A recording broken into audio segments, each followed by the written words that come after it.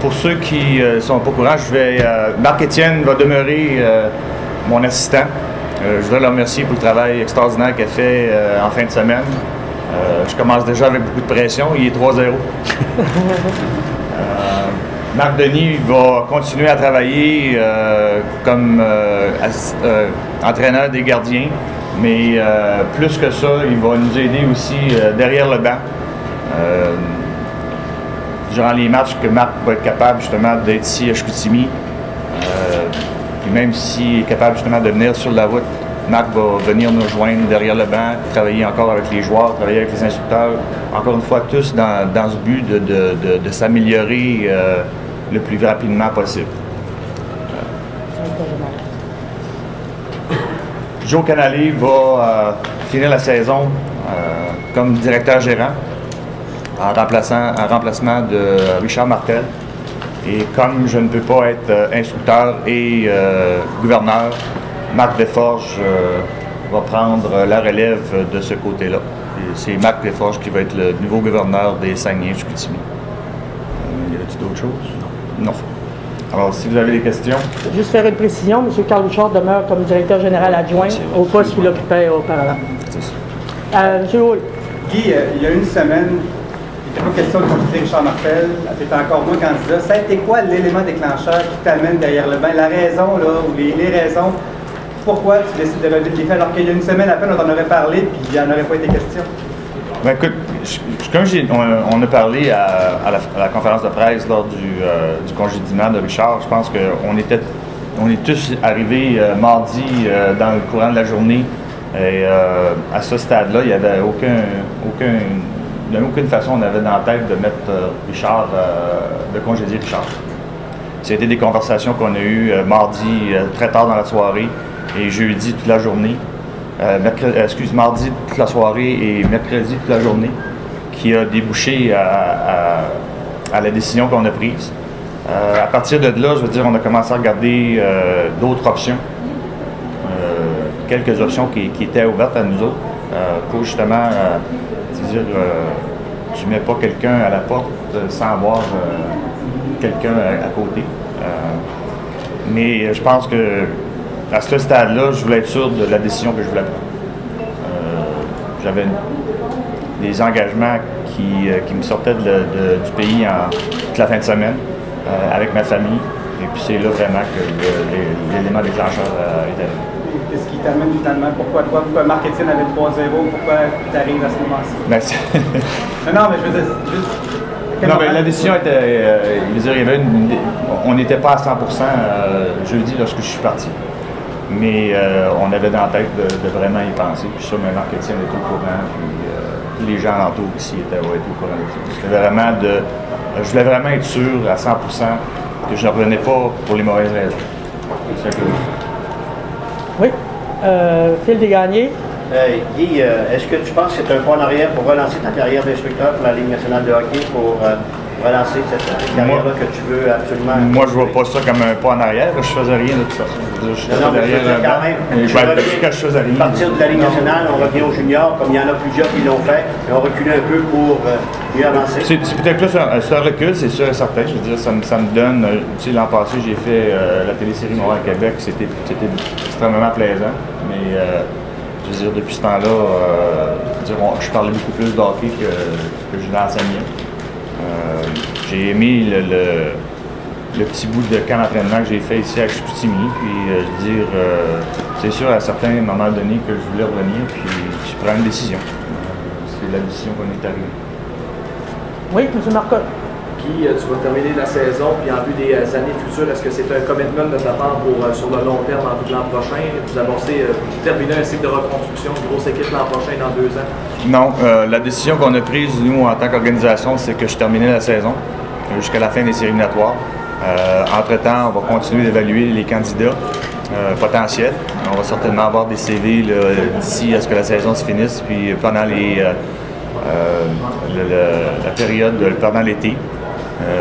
À partir de là, lorsque la saison va être terminée, on va réévaluer toute l'organisation, puis on va prendre une décision. Donc ça veut dire que l'an prochain, c'est pas question que tu reviennes coacher l'an prochain? J'ai dit qu'il y avait, présentement, c'était d'ici la fin de la saison. L'an prochain, on n'en parle pas encore. C'est une question de résultat. On va l'évaluer. On n'est pas sûr qu'on va le garder. On n'est pas sûr qu'on va le garder. C'est pas une question de résultat du tout, c'est une question... C'est la même chose pour les adjoints ou Non. Marc-Étienne est ici pour rester. On est extrêmement content de Marc-Étienne, du travail qu'il a fait. Marc Denis, c'est la même chose. Ça va... même je pourrais dire que ces deux personnes-là vont certainement faire partie des candidats qui vont être évalués potentiellement. Est-ce qu'il y a d'autres questions? Décision de même, par rapport à ça, dans l'espace d'une fin de semaine, tu devais penser quand même un petit peu amer, derrière un banc, celui des Saguenayens. Non, mais je veux dire, écoute, j'avais commencé à en parler au camp d'entraînement lorsque j'ai mis un pied sur la patinoire. C'était pas mon but. Je veux dire, la raison pour laquelle j'étais venu derrière le banc, pas derrière le banc, mais sur la patinoire au camp d'entraînement, ça fait plusieurs saisons que je voulais le faire, mais ma charge de temps était impossible. C'était une belle expérience, mais je sais que j'ai lu que Richard s'était senti menacé. C'était vraiment pas une menace, c'était pas à ce moment-là que j'ai décidé.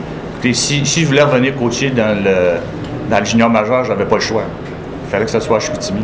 Je peux pas être instructeur pour Drummondville, Victoriaville au Québec. Je veux dire, je suis propriétaire des Saguenay-Chicoutimi. Alors, ta carrière, tu es à la télévision, oui, RDS. Je voudrais remercier RDS. Je veux dire, j'ai parlé avec les dirigeants. Je vais essayer peut-être de faire encore quelques matchs d'ici la fin de la saison. On va voir l'horaire que je vais avoir, mais ils ont été extrêmement compréhensifs. Je veux dire, on va essayer de s'aider. Ils m'ont aidé pendant tout l'hiver, puis je vais essayer de les aider le plus possible, mais ça va être difficile de passer les deux en même temps. Monsieur Roby. Quelle approche vas-tu utiliser avec des joueurs d'âge junior comparé de celle que tu utilisais avec le Canadien? Écoute, j'ai quand même joué 4 ans junior. J'étais allé au championnat du monde, mais moins de 18 ans, avec une équipe justement d'âge de cet âge-là. C'est sûr que je vais utiliser beaucoup l'expérience de Marc-Étienne puis Marc Denis. C'était quand même 2 ans qu'ils sont ici. Je connais Rénal Neptune, ça fait 35 ans. Il a l'habitude de travailler avec ces joueurs-là. C'est une nouvelle expérience pour moi. Puis je veux dire, je vais faire comme je vais travailler, je vais m'en retrouver les manches, puis on va trouver une façon justement que les joueurs s'améliorent sur la patinoire, en dehors de la patinoire, qu'on se forme une équipe le plus rapidement possible. Puis comme j'ai dit tantôt, essayer de créer des surprises d'ici la fin de la saison. M. Carvalho, dans l'Axe Montréal, c'est quelque chose. Mais Ville de Saguenay, c'est autre chose. Comment vous envisagez ça? Revenir dans un tout petit milieu comme ça? La vie. Sauver du gaz. On va pouvoir dormir un peu plus longtemps le matin, pas de trafic. Non, je pense pas que je vais avoir de problème. Je veux dire, il reste une quinzaine de matchs d'ici la fin de la saison. On va se garder occupé. Comme je dis, moi, c'est un peu ce que j'aimais dans le travail d'instructeur, que ce soit assistant-entraîneur lorsque j'étais avec Michel Terrien ou entraîneur avec le Canadien de Montréal pendant 3 ans.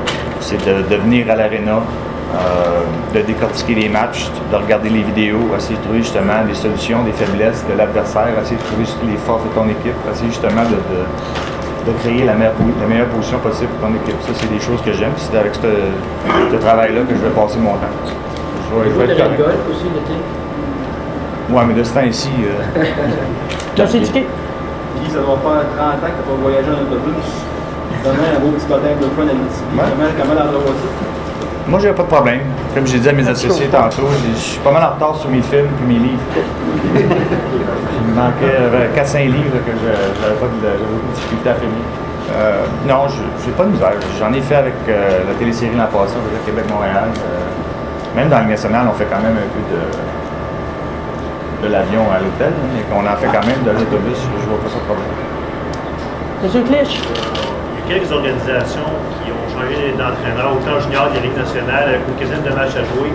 On a eu beaucoup de succès. C'est quelque chose qui te fait peur, ça? Changer de coach à 15 matchs des séries? Il y a toujours des craintes dans n'importe quoi. Je veux dire, j'ai parlé avec beaucoup de gens qui m'ont félicité, qui ont trouvé une belle initiative de ma part de m'embarquer dans cette histoire-là. Il y en a d'autres qui ont trouvé du négatif. Je veux dire, c'est sûr et certain que, un peu comme le championnat du monde des moins de 18 ans, On a terminé 7e. Est-ce que ça a été une belle expérience pareil? Définitivement. J'y retournerai n'importe quand. Tout le monde veut gagner. Je pense qu'on ne fait pas ce travail-là pour perdre.